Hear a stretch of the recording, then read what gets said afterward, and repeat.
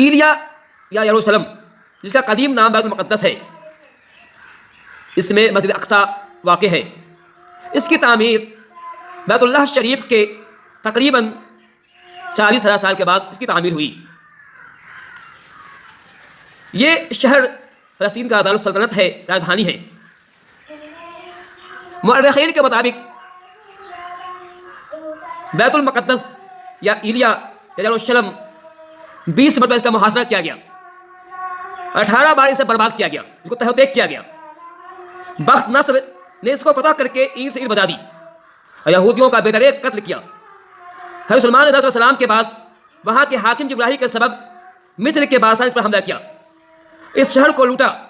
400 سال کے بعد دوبارہ مصر نے حملہ کیا اور فلسطین کی تمام عمارتوں کو منہدم کیا. تیسری بار بخت نصر نے حملہ کیا اور اسے برباد کر چلا گیا. اپنے جانے کے اپنا نائب بھی چھوڑ گیا جو بعد بتا دے ایسے لگا. اس نے اس کی اصلاح کے لیے پھر دوبارہ حملہ کیا اور ہزاروں یہودیوں کو قتل کیا.